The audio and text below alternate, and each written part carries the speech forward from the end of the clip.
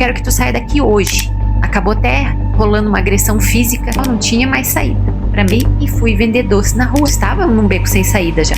Eu tava perdida assim, depois que eu me separei. Eu espero que esse seja o último vídeo que eu faça da série Como Eu Perdi Tudo em Apostas, como eu me reconstruí. Eu postei alguns vídeos já de como isso aconteceu, como que eu perdi tudo em casa de apostas, como que eu comecei a sair do vício. E o último vídeo foi realmente sobre isso, como eu saí do vício em apostas. Todas as atitudes que eu tive para conseguir me reerguer. E eu parei exatamente no ponto onde eu falaria como foi minha separação. A separação com o meu então marido, que a gente morava junto, os dois ficaram viciados em casas de aposta. O meu relacionamento de 7 anos, ele se desgastou muito com as nossas perdas. Obviamente, aconteceu muito sofrimento emocional. As perdas afetam muito a nossa autoestima, a nossa identidade, a maneira como a gente olha, né, para nós mesmos e para o nosso parceiro. Muitos conflitos, a gente precisa ser muito forte e as pessoas nem sempre conseguem ser forte o suficiente para sustentar um relacionamento que passa por uma grande crise financeira, mesmo a gente não tendo filhos, e talvez exatamente por isso a gente conseguiu se separar numa boa, por não ter filhos, e por a gente ter dentro da nosso relacionamento uma grande amizade. Eu tenho muito respeito por ele, principalmente porque a gente passou pelo maior sofrimento da nossa vida juntos. Então, a gente conversa quase todos os dias. Ele me liga quando ele está passando por um desafio. Se eu tiver num dia ruim, eu ligo para ele. A gente tem um relacionamento super amigável. Ele já teve relacionamentos com outras meninas e tá tudo bem.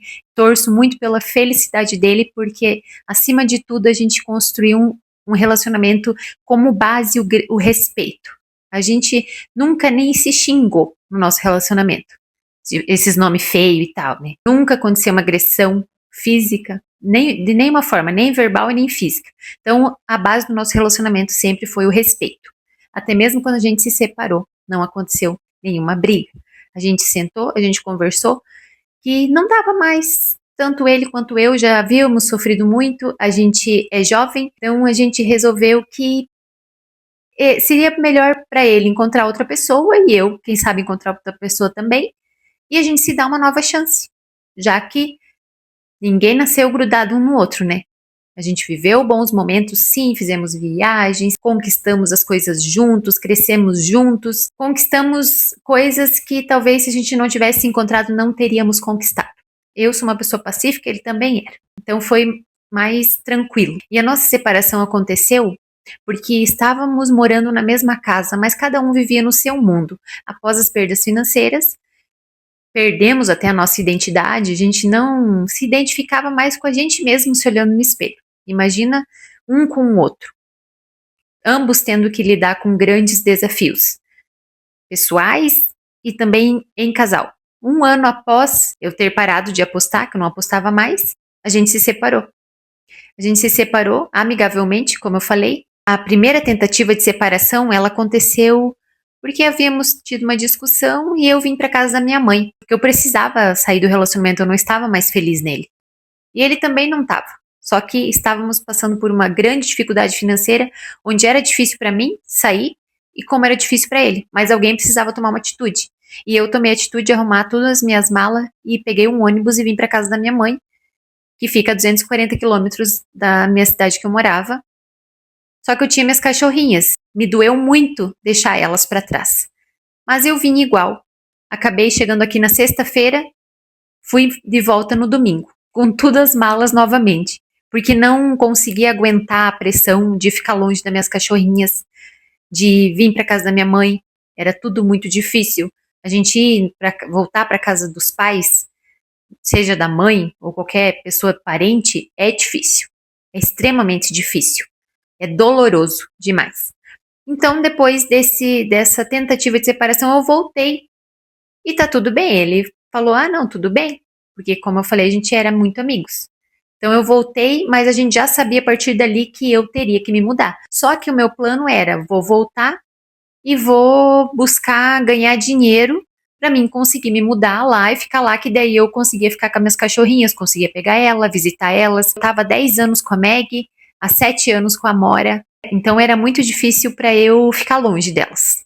Quando eu retornei pra Cascavel, 2 dias após ter vindo, que nesses 2 dias a única coisa que eu fiz foi chorar e foi sofrer, porque eu tava perdida, perdida, assim, depois que eu me separei. E eu sofri também por causa do nosso término.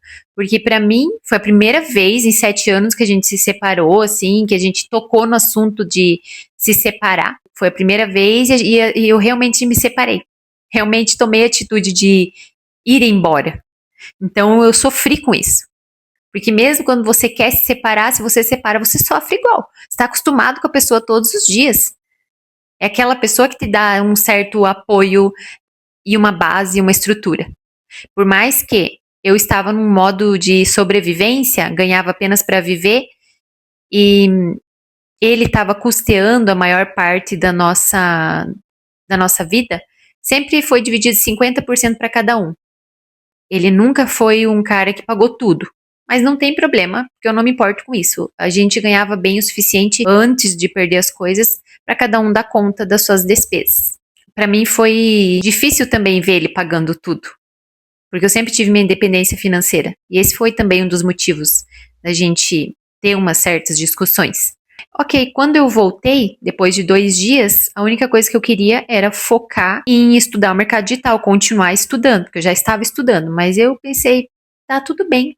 Eu dei um passo, fui para minha mãe, voltei e a partir de agora é vida nova. Uma nova página que virou. E eu voltei a trabalhar no salão, porque eu trabalhava no salão, só que eu ia menos. Eu estava trabalhando no salão de beleza, eu ia menos, não ia todos os dias mais. Porque era um desgaste eu ficar andando 14 quilômetros de carro por dia. Ele era Uber, então ele me levava e me buscava. 14 quilômetros e a gente estava numa situação financeira difícil, era até questão de combustível e tudo.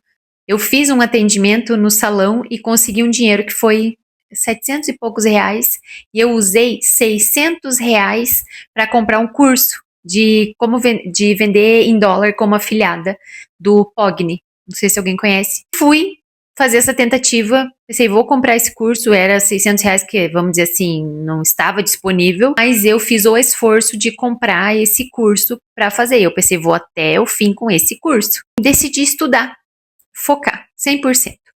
Nesse meu foco de estudos, apareceu na minha vida novamente um ex-namorado meu. Ele veio conversar comigo depois de 10 anos. Ele falou, e aí, Bruna, tudo bem? No Instagram. E eu conversei com ele, normal. Aí ele mora em São Paulo. Eu até me surpreendi que ele já tinha construído uma família, e já tinha 2 filhos, tinha uma família linda, eu parabenizei ele, a gente conversou coisas normais. Eu sempre tive esse negócio de ter relacionamento com a pessoa e ter uma amizade com a pessoa. Ok, ele veio falar comigo, eu falei com ele, normal. Aí continuei os meus estudos. Eu falei pra ele sobre o que eu tava fazendo e tal, não contei nada dos meus problemas. Obviamente, né? Não vou ficar enchendo a cabeça dos outros com um problema que é meu. Eu estava estudando para vender em dólar, mas tem que fazer investimento em tráfego pago e fazia pelo Google. E eu não estava com dinheiro, eu estava zerado. Investi aqueles 600 reais, eu precisava ganhar dinheiro para investir em tráfego pago. E um belo dia conversei com esse meu ex-namorado. Ele perguntou para mim se eu precisava de alguma ajuda. E ele lá em São Paulo, né? Lá em São Paulo. E ele é bem de vida. Ele falou, se eu precisava de alguma ajuda e tal. Eu falei, se ele podia me emprestar 3 mil reais, que seria para mim investir no tráfego pago. E eu pensei. E ele concordou, ele falou, sim, sim. Só que eu falei que não tinha um prazo para entregar o dinheiro, para devolver. Ele falou, não, tudo bem. Quando a pessoa é bem de vida e ela te conhece, ela gosta de você, já teve uma história com você, não se importa de emprestar 3 mil reais, às vezes para a pessoa é nada. Claro que eu vou devolver, ainda até hoje não devolvi, mas eu vou devolver no momento apropriado. Até já falei isso várias vezes com ele. A gente fala lá de vez em quando agora. E assim, ele me emprestou e eu pensei, vou cuidar desse dinheiro igual à minha vida. 3 mil reais para uma pessoa que não tinha nada. Eu nunca tinha dinheiro na minha conta. O dinheiro que entrava já era gasto logo após entrar. Que era despesa, era sobrevivência. Fazer dar certo. Com esses 3 mil reais eu tenho que fazer minha virada de chave. Porém, devido a todo esse desgaste emocional que acontecia entre eu e meu ex, que continuou acontecendo, mesmo depois eu vindo da casa da minha mãe, eu pensei, vou pegar esse dinheiro, que era para investir no tráfego pago, só que eu não estava mais suportando ficar lá morando junto. Pensei, vou dividir com alguém, porque quando a gente divide aluguel é tudo mais barato. E aí eu fui procurar alguém que estava querendo dividir a casa. E encontrei uma moça que queria dividir a casa. Ela tinha uma casa própria dela, que era financiada, e ela estava num momento que ela queria dividir aluguel com alguém. Encontrei essa moça então, fui lá ver a casa dela, adorei a casa. Era uma casa bem do jeitinho que eu sonhava. Eu sempre pensava, quando eu sair daqui, daquela kitnet que eu morava, pensava que quero sair só com a roupa do corpo. E eu, nas minhas meditações, sempre pedia isso, sempre visualizava como que eu queria que fosse minha próxima casa. Mesmo eu não estando em condições boas financeiramente, eu pensava e eu sonhava em um lugar assim, cozinha planejada, onde eu ia levar só minha roupa e iria ter uma nova história. Sempre eu visualizava, porque o livro que eu li, O Poder do Subconsciente, ele te instrui exatamente a isso, a você fazer as visualizações, porque é isso que vai criar a tua realidade. E a criação da tua realidade acontece primeiramente nos teus pensamentos. E foi isso que eu fiz. Cheguei lá, a casa era num bairro, assim, era no outro lado da cidade. Fiquei com um pouco de medo, assim, de fazer essa mudança, porque eu tinha os 3.000 reais que ele me emprestou e a esperança de que tudo desse certo. Mas eu fui, mesmo com medo. Sempre eu faço isso. Até quando eu vim morar aqui nesse lugar que eu tô morando, também vim com medo. Mas fui, com medo mesmo. E foi ótimo. No primeiro dia que eu fui lá, até já abri um vinho, ela me serviu um jantar. Então, assim, eu fui muito abençoada em muitos momentos, mas isso tudo porque eu trabalhei dentro da minha mente para mim receber as melhores coisas do universo, para mim receber as melhores coisas que Deus ou o universo teria para me oferecer. Eu sempre pensei de forma positiva. Tem gente que vem aqui falar, ela pensa no universo. Pois é, meu filho, penso mesmo que tudo é o universo, essa energia que existe. Entra num cabaré para tu ver a energia que tem. Entra num templo para tu ver a energia que tem. Então tudo é energia sim, querendo você ou não. Aí eu sempre com essa positividade. Cheguei lá, tudo maravilhoso. Eu não precisei levar nada, eu levei só a minha roupa. Lá já tinha tudo, até o secador dela eu usava. Tudo. Não precisei levar nada, não comprei nada. Tinha cama, tinha guarda-roupa, tinha tudo. E era um lugar muito bom, era um condomínio que tinha, eu acho que umas 8 casas, não era muito grande, então isso já era maravilhoso. Era um lugar silencioso. Eu saí de um lugar que eu não gostava, mas eu tinha aceitado já o lugar que eu morava, que era a kitnet, porque eu trabalhei minha aceitação, e fui para um lugar que eu sonhava. E eu pensei, é um lugar que vai ter silêncio, principalmente silêncio, porque eu adoro silêncio, porque eu progrido muito no silêncio. E lá onde eu morava era 18 horas por dia, era barulho. É verdade isso. E tinha muita criança naquele condomínio que eu morava, que tinha umas 30 kitnet. E aí peguei e fui lá morar com ela. Foi muito bom pra mim. Eu preciso falar sobre essa questão de que eu co-criei a minha realidade. E isso é real, isso funciona. Até esse meu ex-namorado aparecer do nada. No livro, O Poder do Subconsciente, ele fala: coisas boas acontecem na tua vida quando você visualiza, dinheiro inesperado aparece, contatos inesperados, quando você faz tudo com intenção. Então eu fiz tudo com intenção e o melhor aconteceu na minha vida. Eu vi a magia na vida. Isso dele aparecer, isso de eu me mudar para um lugar com cozinha planejada, muito bem estruturado, um lugar calmo, um bom bairro. Eu pagaria R$ 1.200 lá com ela, daria as despesas total fora comida, que aí eu planejava ali gastar uns 500 no máximo por mês de alimentação. Quando eu me mudei, logo que eu me mudei, eu não paguei as despesas de cara. Demorou, eu me mudei no dia 22 de julho de 2024 e as minhas despesas eu combinei com ela de pagar até no máximo dia 15. Então eu tinha aqueles R$ 3.000 na minha conta e eu sabia que eu tinha que fazer ele render. E quando eu me mudei, eu senti uma paz enorme, eu senti que a partir dali era um novo recomeço e que eu iria prosperar. Eu só pensava o bem, que aconteceu o bem, e não ficava pensando assim, que eu tava com medo, que não ia dar certo, não pensava nada disso, eu só pensava positivo. que tudo ia dar certo, que tudo ia fluir, eu vivia o momento presente. Claro que eu sentia que isso me trazia uma pressão financeira, mas o meu planejamento era: eu continuava fazendo meus atendimentos no salão de beleza, e eu pegava Uber, não ia mais com meu ex-marido, obviamente, eu iria pegar um Uber, iria atender e voltaria. Então eu buscava minhas clientes pelas redes sociais, elas agendavam, e quando tinha cliente aí, sim, eu iria para o salão atender, não estaria lá todos os dias. Eu já tinha esse plano de fazer dessa forma. Eu viria também atender aqui na cidade da minha mãe, porque eu já vinha para cá atender antes. Então uma cliente ou outra sempre aparecia.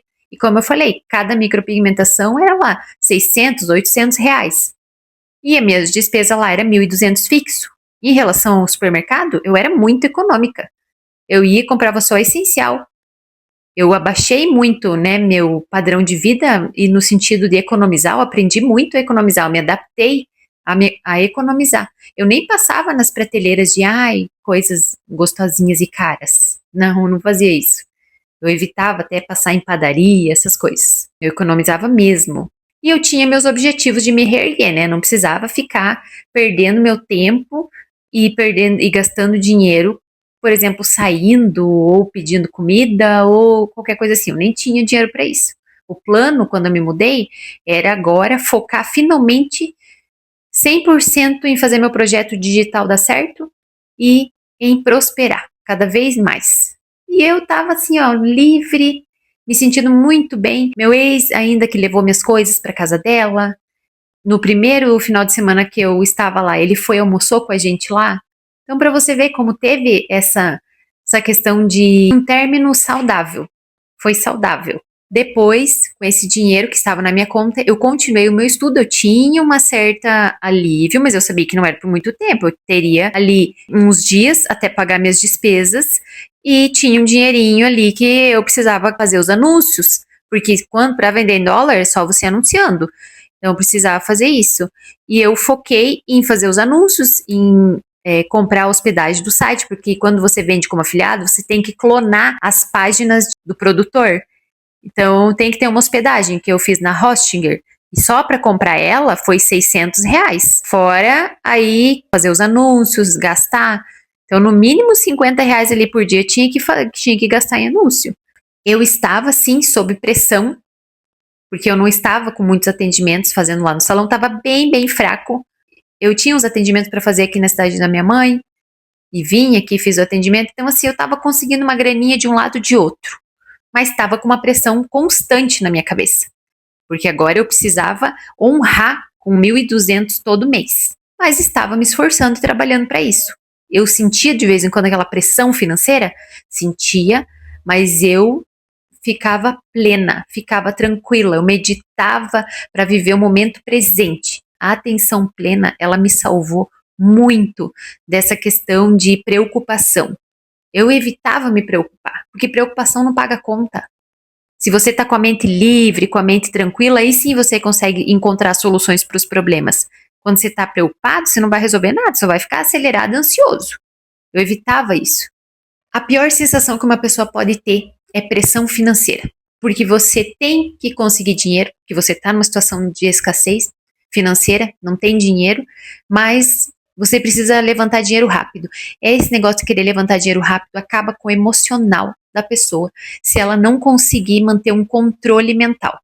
E eu simplesmente tentei manter o meu controle mental. Só que nos próximos 3 meses eu fiquei tentando e me virando com essa minha forma de viver, na micro, fazendo os anúncios, não vendi nada, porque eu investia muito pouco por dia, não vendi nada desses anúncios que eu fiz, e daí depois disso eu comecei a tentar de tudo quanto é coisa. Tentei mercado de afiliado, tentei fazer site, aprendi a fazer site depois disso, aprendi a fazer link na bio, para vender no Instagram para as pessoas. Então, no começo, eu me esforcei muito no mercado digital e não tive resultados. Tive, então, que ir trabalhar de CLT. Fui trabalhar em um bar. Porque um dia eu fui com uns amigos lá, novos que eu tinha feito, nesse bar, e aí fiquei sabendo que lá eles precisariam de alguém para trabalhar. Então, eu fui para trabalhar. Pensei, vou ir trabalhar de CLT sim, porque é uma garantia que aí eu ganharia 3 mil por mês. Pensei, é uma garantia que eu vou conseguir o dinheiro para pagar minhas despesas e vou ter esse alívio para continuar estudando no mercado digital até eu ter resultado.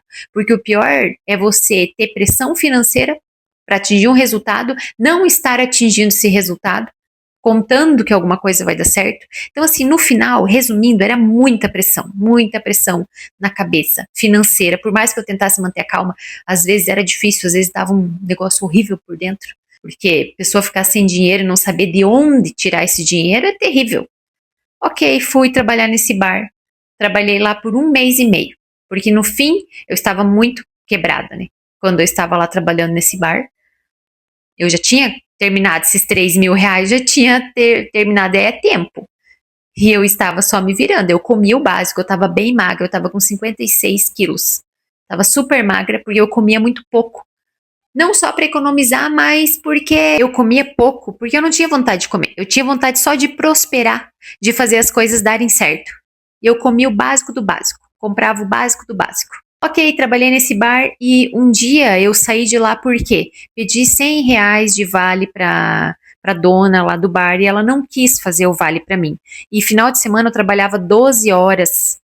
Eu trabalhava no dia de semana das 5 horas até 1 hora da manhã e final de semana eu trabalhava do meio-dia até 2 da madrugada. Era bem puxado. E além de tudo eu tive que engolir muito essa questão do meu ego. Fui trabalhar de CLT depois de praticamente 10 anos não trabalhando para ninguém? Sim, assinei minha carteira. E eu usei isso como experiência. Tudo que eu fiz depois de coisas que eu achava assim que eu estava passando por uma situação delicada em relação vou trabalhar de CLT, estou regredindo pra caramba. Não, eu pensava, é uma nova experiência para mim. Vai ser legal. Eu pensava que ia ser legal. Eu era muito otimista. E fui trabalhar, dei o meu melhor, eu aprendo rápido. Esse período que eu fiquei de CLT foi de muito aprendizado. Até clientes minhas chegavam lá e falavam: Bruna, o que você está fazendo? Eu falava: tô fazendo um extra. Por quê? Eu levantava a minha cabeça para fazer as coisas. Tava tudo bem, não precisava ficar pensando o que os outros estavam pensando de mim. E eu levava isso tudo como uma fase, uma experiência. Logo eu iria mudar de fase. A vida, ela é assim, ela é cíclica. Tu tá aqui, é uma roda gigante, uma hora você tá embaixo, depois você tá em cima. Funciona assim.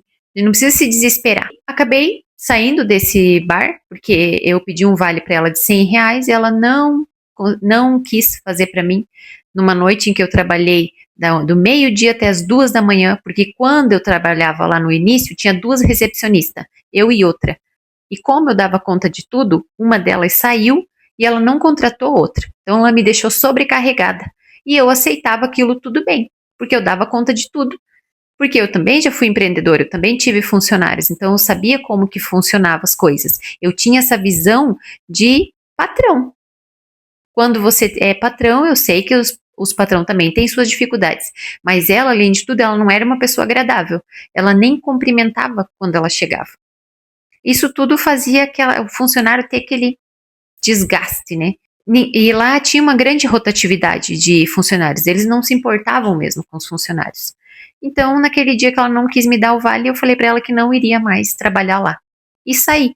E fui cuidar da minha vida e dos meus objetivos. Nessa de cuidar da minha vida, fui criar meus próprios infoprodutos, baseado em reconstrução de vida. Eu pensei, se eu já passei por tudo que eu passei, alguém já deve estar passando por isso também. Meu público seria o público de reconstrução de vida. Eu comprei um curso sobre criar e-books para vender. Um cara que tinha uma didática sensacional, ele tinha um método lá para criar e-book perfeito. E eu fiz todo o curso dele. Eu estudava até tarde, acordava super cedo, 6 horas da manhã, eu ia dormir 11 horas, meia-noite. Eu era muito dedicada nos estudos e decidi fazer esse meu projeto, porque eu sempre tive a vontade de criar um projeto onde me desse sentido para minha vida. Eu gosto muito de ter sentido. E eu pensei, vou fazer desse projeto, vou fazer o meu canal do YouTube. Pensava muito sobre isso. Queria criar conteúdo, assim como eu estou fazendo hoje. Essa criação de conteúdo para mim, ela é uma realização de um sonho também. Porque eu sempre quis criar conteúdo, tanto que eu tenho vários conteúdos criados. Então não é de hoje. Muita gente fala, você tá aqui só para monetizar. Com certeza, meu amigo, eu tô aqui para monetizar mesmo. Não vim aqui em nenhum momento falar que eu vim para não monetizar. A gente faz vídeo para quê? Para perder tempo? Não, estou me reconstruindo. Estou sim buscando várias formas de monetização. Isso não é crime, isso não é vergonha, isso é normal. Ok, tentei fazer meus infoprodutos lá, fiz realmente. Eu criei 12 e-books sobre reconstrução de vida. E nesse tempo que eu estava criando, eu comecei a conversar com um rapaz lá dos Estados Unidos. E a gente começou a conversar num dia, no outro dia ele já me mandou um bolo. Um bolo maravilhoso de uma padaria bem chique lá. Que ele falou que era o bolo preferido dele. Que ele morava em Cascavel antes dele ir para os Estados Unidos. E ele me acompanhava no Instagram. Só que ele não sabia de nada que tinha acontecido na minha vida, obviamente. E conversando com ele e tal, a gente começou a conversar horas e horas. Eu lembro que até de madrugada a gente ficava conversando. Eu trabalhava até tarde. Chegamos a ficar 4 horas em uma ligação. Pra tu ter ideia de quanto que a gente tinha assunto e conversava. E eu contei, claro, dos meus projetos que eu tava fazendo e tal. Não contei da minha vida, dos meus problemas. Obviamente que não. Eu não sou uma pessoa de ficar descarregando meus problemas nos outros. Mas contando sobre os meus projetos futuros, sobre o que eu tava fazendo, que eu trabalhei no mercado digital, tudo isso. Coisas normais de pessoas que têm papo legal. E eu falei para ele que eu estava pensando em procurar o trabalho de CLT e tal. E ele falou, Bruna, esse teu projeto eu achei muito interessante. E vamos fazer o seguinte, eu vou pagar as tuas despesas por uns 2 meses. Porque eu falei para ele que eu acreditava que eram uns 2 meses até dar certo esse meu projeto. Dos e-books e de reconstrução. Que eu iria criar conteúdo e tal. Igual eu tô fazendo aqui agora. Aí ele acreditou muito no meu projeto e ele falou que iria pagar minhas despesas ali em janeiro e fevereiro. E foi o que aconteceu. A gente ficou conversando e tal. Ele lá nos Estados Unidos, ele me mandava presente, ele mandou essa pulseira aqui pra mim, que tem até um filhinho aqui, uma Yasmin, a gente conversava que a gente ia ter Yasmin e tal. Que eu ia pros Estados Unidos e tal. Era uma coisa assim bem... Eu falo que quando a gente mentaliza e quando a gente quer o melhor pra nossa vida, as coisas acontecem. Vocês acham que tudo que aconteceu na minha vida foi coincidência? Não, não foi coincidência. Foi essa minha questão de pensar sempre positivo e de esperar sempre pelo melhor. Eu estava sempre esperando pelo melhor. Eu sempre falava, algo muito bom vai acontecer na minha vida. Tinha uma frase que eu repetia muito. Tudo vem a mim com facilidade, alegria e glória. Eu repetia isso várias vezes por dia. Alguém pode achar que é besteira, mas não é, meu amigo. Tudo que aconteceu na minha vida não foi besteira. Ele, inclusive, apareceu numa hora em que eu já tinha saído do CLT e que eu não sabia, mas tipo, o que eu ia fazer? Eu ia ter que trabalhar de CLT de novo? Ou ia ter que... Eu estava num beco sem saída já. E ele apareceu e falou, Bruna, foca no teu projeto que eu vou pagar tuas despesas. Porque ele ganhava em dólar, então dólar, quanto que dá R$1.200? Que o que ele me transferiu foi R$1.200. E ele, sim, mandou essa pulseira pra mim, que foi final do ano, de Natal. Depois ele mandou livro pra mim pelo correio. Ele pagava hambúrguer, pagava hamburgueria pra ir lá trazer o hambúrguer pra mim. Então, assim, foi uma coisa mágica que eu vivi com ele. Ele nunca me viu. Eu também nunca vi ele pessoalmente. Foi uma pessoa aleatória que apareceu na minha vida que o universo mandou pra me ajudar. Um anjo, um anjo. E nisso eu criei todos esses e-books. Só que o dinheiro que ele mandava era só para as despesas. Eu continuava, tipo, sem dinheiro. Aqueles 3 mil que eu peguei do acerto, eu paguei as despesas que eu estava devendo e acabou o dinheiro, entendeu? Em pouco tempo. Porque eu saí de lá em novembro. Paguei minhas despesas em novembro, de dezembro. Ele pagou de janeiro e de fevereiro. E no fim, eu e eles, a gente acabou terminando por causa da distância e tudo. É claro que não ia dar certo, vamos dizer assim. Mas foi uma pessoa que eu gostei muito, me apaixonei por ele. Porque ele era um cavalheiro, ele era uma pessoa maravilhosa. Não deu certo porque não era para dar mesmo. Porque ele foi uma pessoa momentânea. Ele veio só para me ajudar naquele momento. Foi coisa divina. E eu criei meus e-books, só que como ele pagou só minhas despesas, eu não tinha dinheiro para fazer anúncio. E aí eu peguei e abandonei aqueles e-books por um tempo. Pensei, não dá para mim investir nisso, porque eu criei tudo aqueles e-books. Ficou maravilhoso o meu projeto de reconstrução de vida, mas eu não tinha dinheiro para fazer anúncio, e eu tinha que fazer anúncio porque eu não tinha público ainda, eu não tinha Instagram, assim, focado nisso, ou YouTube. Então, eu simplesmente deixei de lado. Em fevereiro, apareceu para mim um grupo de amigos que teria show rural. Show rural acontece em Cascavel, uma feira, e eles queriam meninas para trabalhar nesse negócio. E eu fui trabalhar no show rural, de recepcionista também. E lá eu consegui R$ 1.300, trabalhando cinco dias, acho que foi. É. E tudo isso aparecia na minha vida. Então, eu trabalhei lá, daí consegui as despesas, o dinheiro para março, para pagar março. Mas era tudo assim, tudo contadinho. E depois disso, que acabou o show rural, não tinha mais saída para mim. E aí eu peguei e fui vender doce na rua. E eu já não tinha mais dinheiro, eu estava sempre na pindaíba. Pedi R$ 300 emprestado para um amigo meu, que ele é caminhoneiro, o Hugo, uma pessoa maravilhosa, é meu amigo de muito tempo, mais de 10 anos ele é meu amigo. E aí eu falei pra ele se ele podia me emprestar R$ 300, porque eu queria comprar um e-book de fazer bolo, que eu ia vender bolo. Eu pensei, cara, não tem mais saída, eu preciso fazer alguma coisa, eu pensei, vou vender doce na rua, eu não queria mais trabalhar pros outros, de CLT. Pensei, vou empreender, vou vender bolo na rua. O primeiro bolo não deu certo, de cenoura, ficou péssimo, perdi toda a receita. Aí a minha amiga que morava comigo, né, a menina, fez o bolo, ela era bem boleira, fez o bolo e deu certo, saí vender. Não deu muito lucro. No outro dia tentei vender e fui fazer bala baiana. Eu pensei, vou fazer um doce bem diferente que vai vender mais. Eu vendia R$ 3 cada doce, cada bala baiana daquelas. Enfim, fui vender até doce na rua. Até isso eu levei como experiência. Eu pensei, vou engolir o meu orgulho de achar que eu não sou uma pessoa que devo estar vendendo doce na rua. Se vou levar isso como experiência, eu nunca tinha vendido nada na rua. E ainda mais vender lá em Cascavel, que eu tinha tudo minhas clientes arriscando ainda uma me ver. E a gente tem a questão do ego. A gente não quer ficar por baixo. Ninguém quer ficar por baixo. E eu também não queria. Mas a gente tem esse negócio, né? Quem tá vendendo doce na rua é porque tá lascado. Mas é uma visão, é um preconceito que a gente tem. E aí eu fui vender doce na rua. Não deu muito lucro. Tirei lá. Acho que no primeiro dia eu tirei R$ 70. R$ 70 dava pra pagar o quê? Nada. E eu, no outro mês, março, abril, já precisava pagar minhas despesas novamente.